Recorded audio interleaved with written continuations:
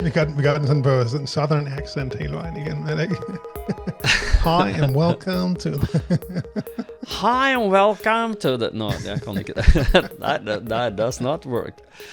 So, hi and welcome to another episode of the Getting Things Done podcast from Vital Learning. I am, as always, Morten Røvik, and as always, I'm here with my good friend and colleague Lars Henriksen. Privet, Lars. Privet, Morten. Good to see you as always, and as always, good to be with our listeners and viewers out there. We always start off with a quick reminder of the purpose of the podcast, which is to help you learn GTD or become even better GTDers. We hope that today's episode supports you in that. If you're new to GTD, we always recommend you go back and listen to the first episodes of the audio version of the podcast, episodes 1 through 6, which cover the 5 steps, the basics of GTD. Today's episode number is number 139, and it's titled Removing Friction in Your GTD Systems. It is, and it's part of my ideas of what did I learn for doing GTD in 20 years. I have, 22, what do you call it? Is it called a decade in English when you have, that's century? No. 2 decades. 2 decades. I said centuries, then 100 years. That's a little more. You look great, Morten, if you're... I'm still kicking around. That will be cool. No, okay. 200. So okay. 2 decades of GTD practice. What did I learn? And I'm trying to, we made a series of this, and hopefully it is beneficial for you to pick up on what Lars and I've learned. Becoming a little, removing friction in your GTD system is really something that's important, and you have to identify them. And they can be both technical, but it can also be emotional. So I'm just saying that you can remove emotional friction in your system as well. So in this episode, I've created an idea that we can just use as a starting point. 2 different parts of this would be your GTD system. That is your I divide that in your belief system, your behaviors, and your list and calendars. So that's your GTD system. And then we talk about technology, how to remove friction in your everyday life by using technology. And I just want to say that, okay, we are talking about your lists and your belief systems and technology at the same time, which means that, of course, technology will be much more interesting for you to look at, but I would really recommend you follow along when we talk about the others as well, because they will drive your GTD, learning GTD and getting good at this. So where should we start? We should start at we keep the technology at the end. Lars, is that okay for you?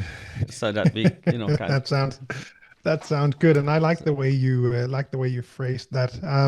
So the way when we do this in the pre-show, we talk about it. In this case, Morten kindly comes up with the topics as part of this 20 years with GTD, and then I get a chance to sit here and prep a bit as well. And that's kind of the same approach that I took, or at least that we look at tools and we look at process. So I think that's sort of the headline that matches with yours. So let's, a fool with a tool is still a fool. With that in mind, let's go for the, let's learn how to use the tool. And let's focus on that before we focus on the tool. I think that's a good approach. Yeah, thank you. And one of the things that the reason I'm putting this, before everything, is because I've been doing this coaching bit for a long time, and I've been doing with a lot of people. I lost count around 150, 60 people, and now I am closer to 200. I think that I've coached, one of the things that I've seen come up again, that's kind of like it's a hindering for learning and getting good at getting things done, is that your belief system stops you. And what do I mean with that? Well, I mean that many people that I meet have a deep-seated part of their belief system that I am not worth anything. I'm not worth enough that I can take time to learn getting things done. I don't have time. I don't have time in this life to do my weekly review, or I can't do the clarify and organize because other people is more worth than me. And this, in my opinion, is a really negative way to look at your life. And I would highly recommend you have a hard look, look in the mirror and tell yourself, yes, you are worth it. You're worth a great life, and you're also worth taking yourself seriously, taking your needs seriously. And I meet managers on top levels in companies that don't have that inside them. And when we start learning getting things done, we talk often on that. When I feel that they don't take themselves seriously, I probe little gently and ask them, who's the most important person in your life? And that is actually something, if you don't feel that is you, think again. And I mean, think again in the way that look at your life and say, if I can take care of me, can I take care of anyone else? What kind of role model am I to my surroundings, the people around me? If I don't take care of me, if I don't protect myself and the time that I need to do the work that I need to get done. I know this is deep, and I'm going to be gently not throwing this in your face, Lars. But does this make sense to you at all? Yeah, no, and I really like that. I was just gonna say you went very deep. I thought let's talk about some tools. Have you seen this text expander? And then you just went, no. And I really like that. I completely agree. And I also, as the resident AI hat guy, I think there will be more of this coming in the future. We've touched on this a couple of times. We touched on it in Norway when we met, last month or the month before, whenever it was, talking about this self-worth part and how much it can be linked up to your job, your roles, your tasks. And, looking towards the future and how quickly things are changing right now, I think the value in GTD will remain the same. We'll still have stuff to do, whatever happens now. But for some people, there will be more of a need to have more clarity in the higher horizons. And I think this self-worth question will show up even more prominently going forward. So for those out there, where this might, this may have been a good reminder to investigate that a bit, where we are right now in 2026. Yeah, I hope so. And that the only reason that I want to talk about it, because I've seen it so many times, stopping people. And I get this feeling when I talk to them is that they want to get good at getting things done, but they can't seem to get started, or they don't take, they don't do their, maybe they don't do their homework, or because I give the people homework, and or they say I will do this, and then they don't, and then I have to. Is it because you don't? Do I need to get fatherly and a little like the principal at school with you? And of course that's not the better to be the person who asks you, do you believe you're worth something? If you think you're worth something, you need to do this. And but it is the first stop. If you don't have this, it can hinder you of getting good at it. But then let's switch gears to your behavior, and that is your GTD system. And behaviors then is the 5 steps of getting things done, and then probably also maybe horizons of focus on a regular basis, maybe using the natural planning model as well. But the 5 steps of getting things done is, how do you remove friction in learning and getting the 5 steps? How would you attack that, Lars? Let's start at capture. How can you make sure that you remove friction when capturing? Yeah, and it really depends on where you are in your GTD practice. Just like we spoke about in the previous episode about becoming a little better at GTD every day. I think some of the same thinking, or at least those 2 episodes, will go nicely together. I think if I look back at some of the coaching clients that I have, or people that show up in the trainings, when we then reconnect at a later stage, there will be different needs. And if it comes to capturing, and we focus only on the process side of things, for many people, it's that they capture the big and obvious things. So that's what we often see. They'll focus. Some people will only focus on work stuff because we are in the work setting, and that's where they're introduced to GTD. So they'll tend to capture those, but evolving that habit of capturing all the stuff that has your attention. I think that's probably that's valid for all of the 5 steps. That when you zoom out and adhering to the core principles of each of those steps. So if we go back to capturing, then yeah, capturing all the stuff that has your attention as soon as it shows up, instead of whenever you've thought about it eight more times, for example. And one of the things that I think is worth mentioning here, that the behavior that if you want to remove friction in using GTD and the capture, we go back to the basics also, as mentioned, that it has to be your capture tool should be easily accessible. You should not need to think where is it. It should be very evident for you. So when an idea pops into your head, you should do it straight away. You should not use a lot of thinking on it, and then it should be very easy to use. It should be as frictionless as possible. And people don't, when I say this, people don't believe me that this is important, but it really is. If you don't remove friction for capture, everything else will be, you will regurgitate it. It will come back and it will come back and it will come back. And get it out of your head. Find a way to do that fast and quick. Use pen and paper, always carry that, or use an app on your phone. Get it out of your head as soon as possible, as quickly as possible. And then if we continue with the 5 steps, so clarify is, of course, make sure that you put it in your calendar, maybe making sure that you do really clarify every day in the week, and that you have your weekly review in the calendar could be. And that relates to the episode we've done before, just before this one, called Becoming a Little Better at GTD Every Day. And this is just building your behaviors over time, using the behavior part.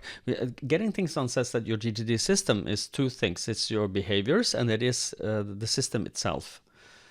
So maybe we should shift gears to lists and calendars. So how can you remove friction using your list and calendar, Lars? What is your best advice there? So I think I would sort of start by taking a step back and just zooming in, because we spoke about the process, ensuring that you capture stuff when it has your attention, ensuring that you clarify clearly, consistency, sufficiently with all the stuff that shows up, ensuring that you use the right list for the right stuff, taking that time to do the weekly review, using the system to decide what you engage in. But I think when it comes to tools, some people out there will be quite experienced GTDers, and as we talk about friction, I'm reminding myself of a number of former coaching clients where this has really been a focus point, that they were already fairly good at GTD already when we met. And then as we had those virtual check-ins over time, friction was really one of the key words for them to keep on their radar, see where am I getting stuck. And that could be in the process, or it could be in the tools that we dive into. But I think overall, if we take a step back and really, people will tend to have some tools when they meet GTD, or they'll pick one and they'll run with that, which is a good start. But notice when life changes in some way. Notice when your job changes, you change a new company, new role, technology changes in some kind of way, that you just reflect on the suite of tools that you have to match what you actually need. Again, I'll mention AI, of course, as well in this. Perhaps this is a time, most people, I think most of our listeners will do this as part of a yearly episode that we do, where we talk about the tools that we use, the yearly tools check-in, I think we call it. But perhaps this is sort of around a halfway mid-year review to make sure that you actually have the tools that you need, and perhaps something showed up, something changed that would trigger you to get new tools for one or more parts of your GTD system. Yes. And I do agree with you. And in addition to that, I would just say that your lists and calendars needs to be readily available for you. And one of the things that I personally do is that I make it easy for myself to start in the right end. So for example, we talked about in the previous episode, becoming a little better at GTD every day, is that making sure that you have, for example, you have a routine on how you start and close your day. That is also an idea that, you know, that's part of also of your behavior, but you will then be using your list and your calendar to do that.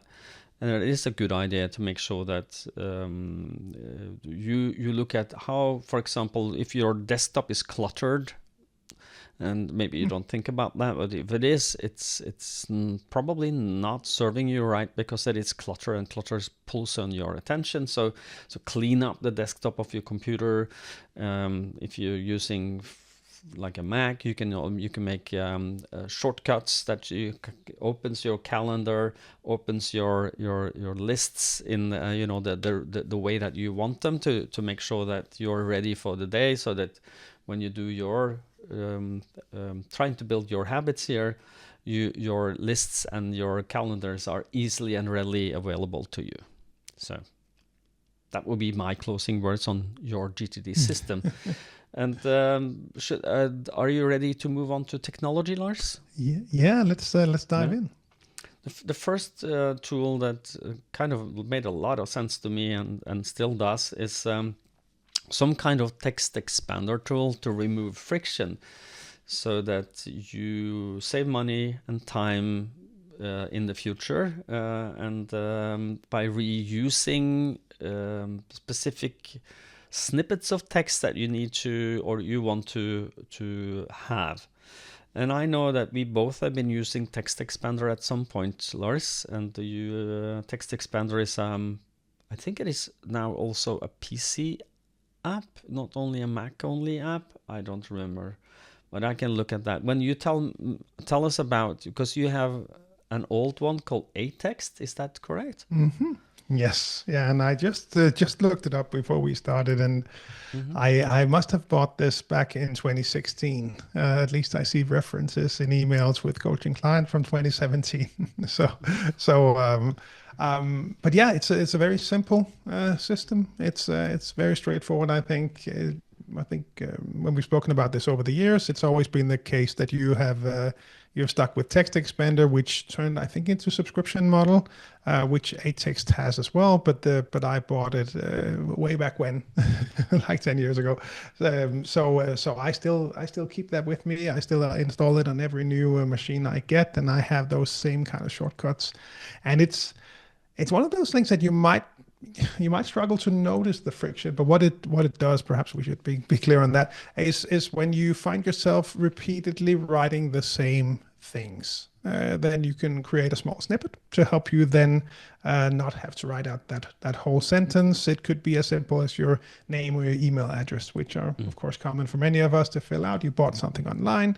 Here's my name, here's my first name, last name, address, email address, phone number, and those will, instead of having to write all that stuff out, just has a simple shortcut that you type out. So a combination of letters or symbols on your keyboard. So for me, instead of writing my name, I write semicolon NM, and then it just replaces that with my name. So it's very simple, very straightforward, but it can also be for things that you don't use as frequently, that you don't remember. So for me, in my case, it's the company ID, for example. I don't remember that. Maybe you remember yours, but of course I do need to write that. Yeah, so of course you do need to write that sometimes if you're in a situation like Morten and myself. So it's nice to just have that quick snippet. Or the last thing that I use it for these days is just I think I've mentioned this before, but I have this idea of I want to keep email. Some people like to use email as chat. That can be fine. I like to use it old school as email, meaning I'll say hi and I'll say the name, and may even I hope you had a nice weekend, or if we're on Fridays, have a great weekend.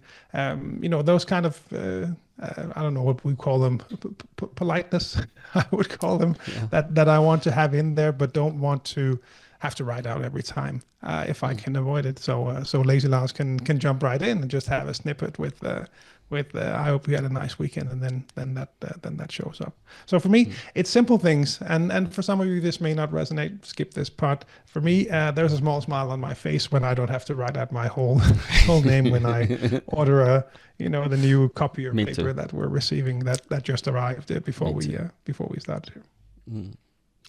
And I use it more or less like you, and with addresses as well, and I also use them for a text expander for like URLs, so that, for example, VitalLearning.no is VLNO, so just VLNO, and I can easily get to our websites.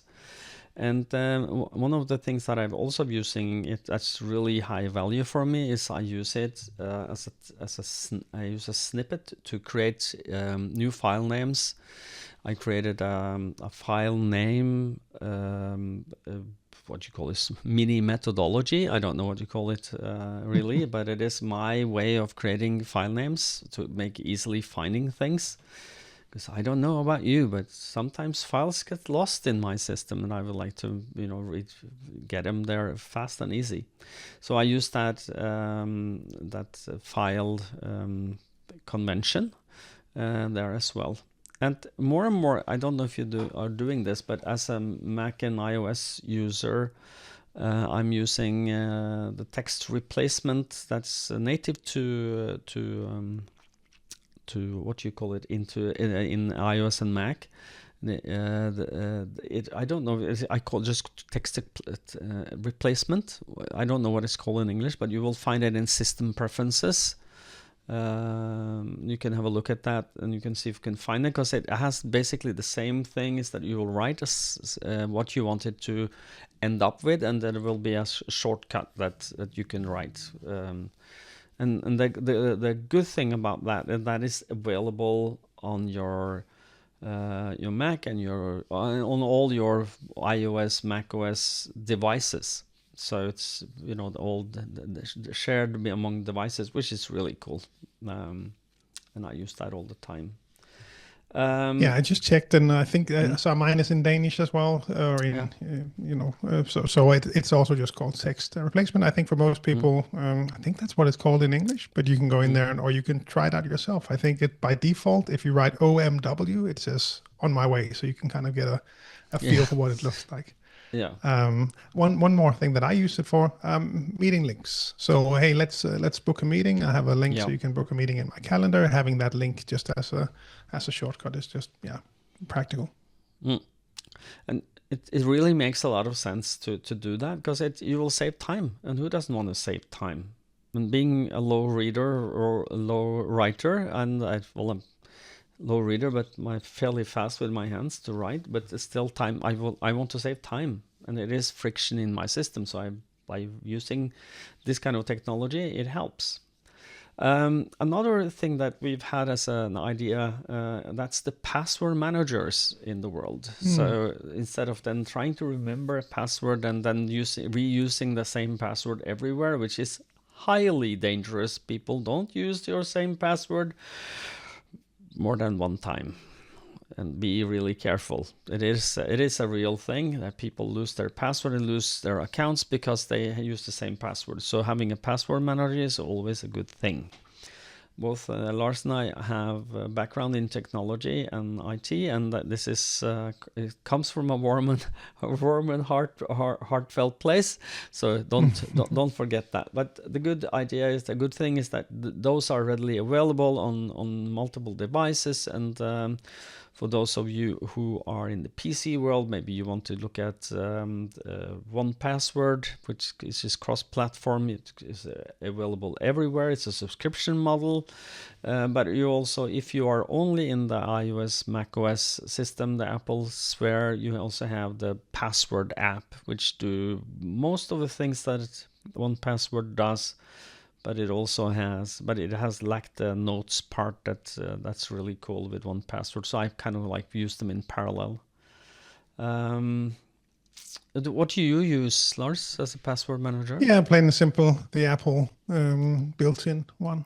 Yeah, and it has Keeping it become simple. really good one. A good, you can share passwords with others, or groups of people, or just single persons that if you need to share a password. The only thing that I really love about using a third-party one is that it has the possibility to, for example, I have my password in the passport in there as the digital encrypted document, Yeah. which means that when I travel somewhere, I always have my passport digitally with me, and Yeah, so you can keep that in Notes. For example, if you were to you can. stick in the Apple ecosystem, then Yeah, Notes and probably would be you can also in Notes put password on specific notes, so that's also a possibility. You're absolutely right. But now, Lars, we come to your baby, which is how can you remove friction with using technology, using AI? Let me go quickly. First, I'm trying to remove friction by using AI to help me do really boring tasks.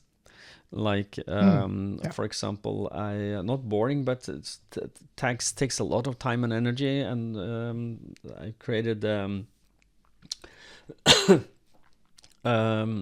really good, every month I have to do some administration work, which is really boring, and like I have to have a credit card specification that needs to have the different documents, underlying documents, the receipts of the where I've used it, and then I've managed to create in Claude way to handle that. I'm just pointing to just run this month, and it will look at which specification do I have, which do I miss, and then make a list if I don't have the specification that needs to go with a credit card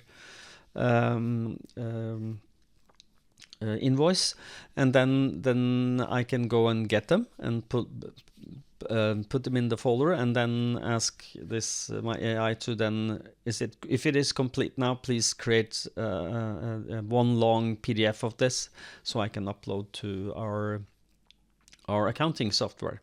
So that is something that saved me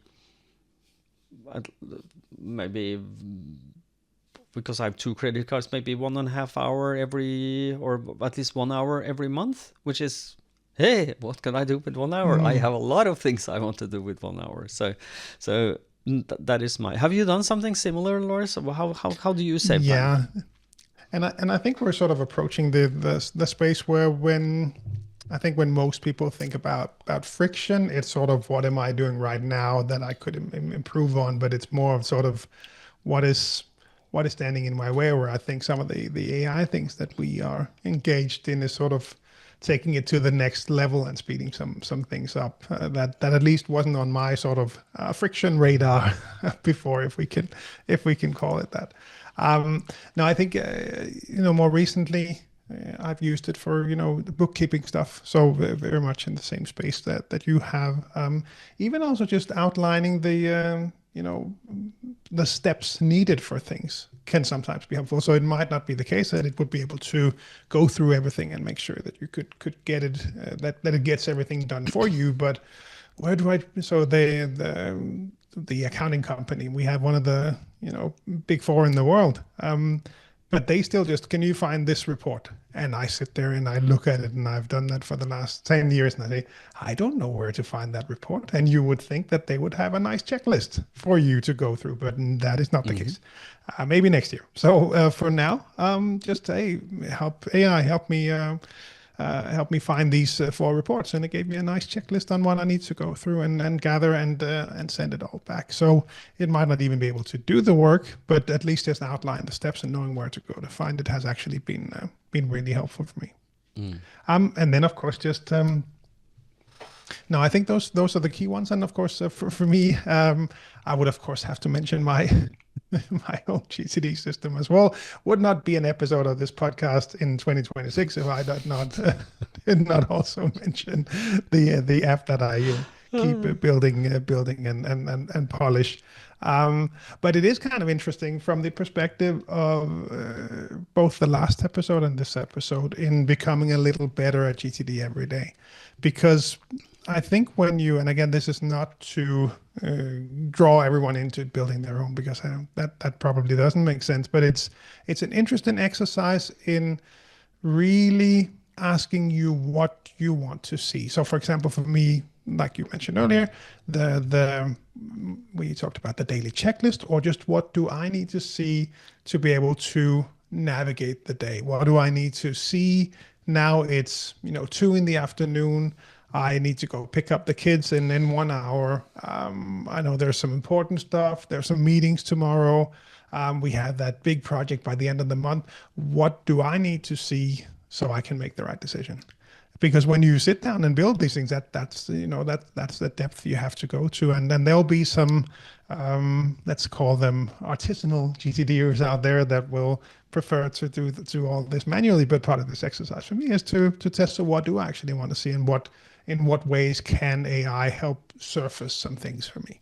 So from that perspective, it's been rather fun to here are the inboxes, here's the calendar, what's next, what does the rest of the day or the week look like, here are the lists, what have you worked on, here's the stuff from the CRM system that I would only have to go and check separately. So all of that information, just playing around with it. I think there is some stuff that is really technically demanding right now, and not for everyone out there, but for some it'll be an option, and then it'll only get faster, better, more accessible for everyone. So I think this may be something for more of our listeners out there as we get further through 2026 and maybe even 2027.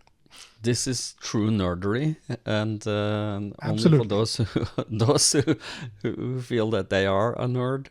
And at the same time, I just want to, Lars are getting a lot of, or at least as I see it, Lars, that you get a lot of value of learning this stuff at the same time as you spend time with it, and it's part of learning.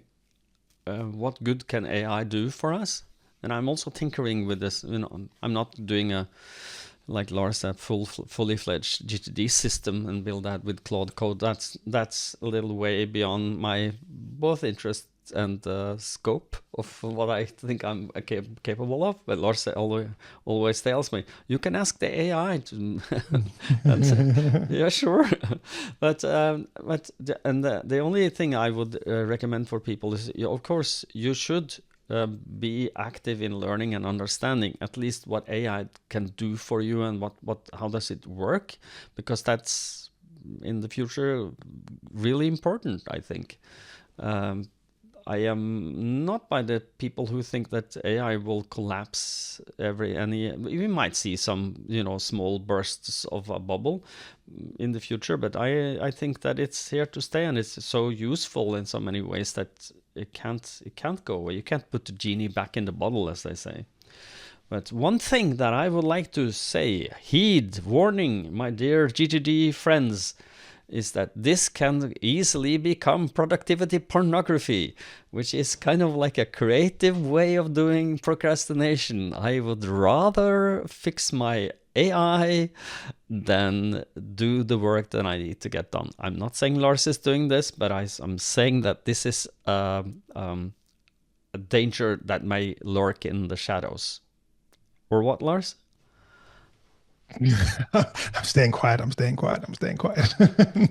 No, absolutely. That's the case.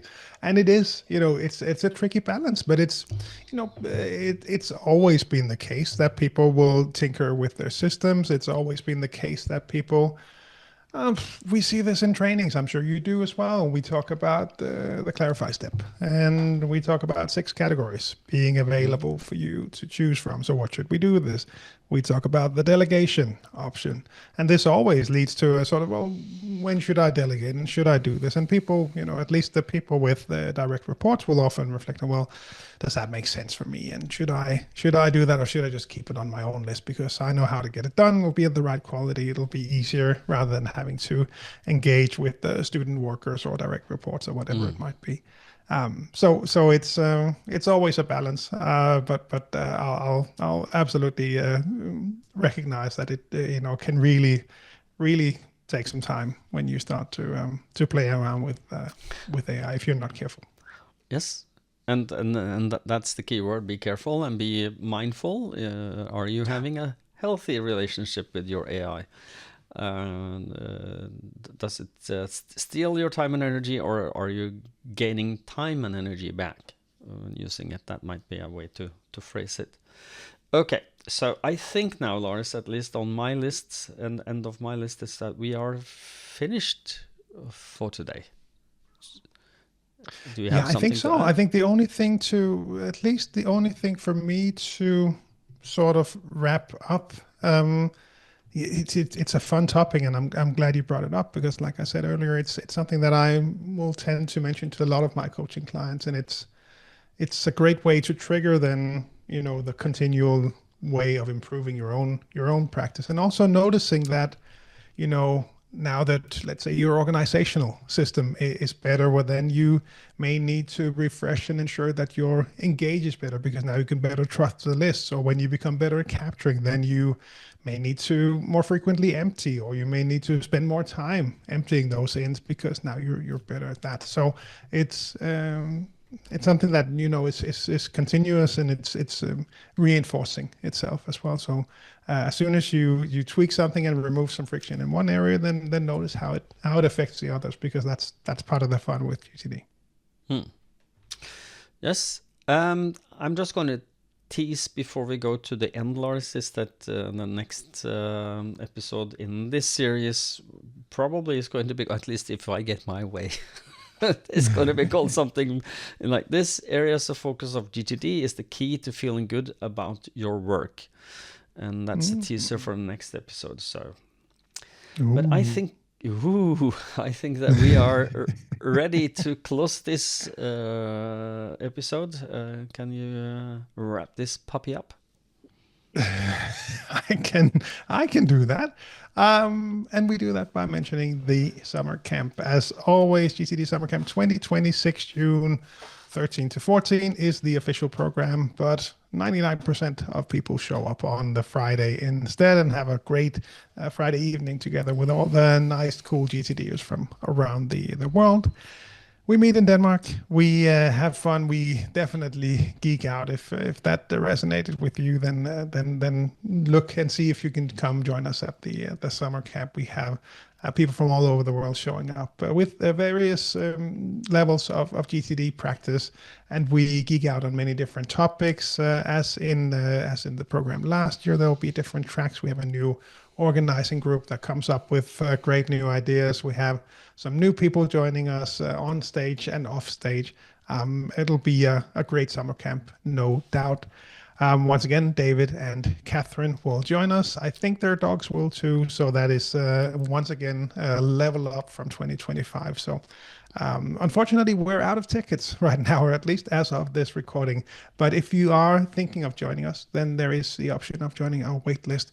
I would highly recommend that. I think, fingers crossed, hoping that we can open up for some more. So if you are thinking of that, be sure to send me an email, lars@vitallearning.dk. Morten will be there. I will be there. Great weekend, no doubt. Right, Morten? Yeah, exactly. And there are people from absolutely all over the world. We've had people from Brazil, we have Hong Kong, we have the US and the whole of Europe. And I don't know of any crowd that's so easygoing and so willing to share and help each other. It's really a cool place to be if you want to learn getting things. And it's affordable. It's not for profit. So, hey, what's not to like? Exactly. What's not for profit is what I'm going to talk about now, which is the masterclass retreat. GTD masterclass retreat twice a year, February and September. Now the first one in September, the beginning of September 2026 is in Holkenheim Castle. And yes, it is a real castle. It is really beautiful surroundings. And it is we chose this because we think that when you need to focus on your higher horizons, which is the the main topic of this retreat is that it helps you putting your life into perspective when you look at walls that are 300 years old. It's kind of make you think. And it is 12 people, 12 participants. Catherine Allen and David Allens are confirmed. David has said he probably will not do coaching this year. He did earlier, but it is tiresome. He's past 80. He has the right, but he will be there and he will hang out with you and share his war stories and have a glass of something with you if you want to talk to him. And Lars and I am there, and there will be one-on-one coaching, group exercises, and it's a lot of fun. And it is really, Lars and I are having a blast when we do this, because we get close to the heart of what's really changing people's lives, which Horizons of Focus has the possibility to do that, and have the possibility to touch your what is your purpose of life.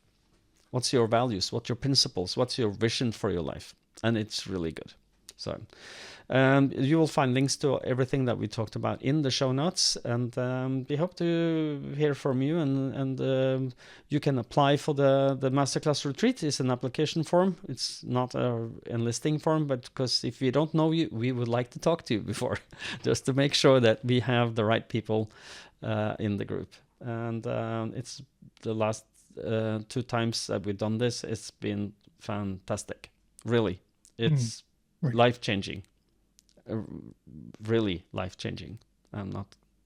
That's the feedback we get. So, okay, good. Hope to see you there. And should I just say what I usually say? Yes, Lars is. Say it. Say it. Okay, I will say it. Until next time, stay safe and stay productive. Take care. Bye, everyone. Bye.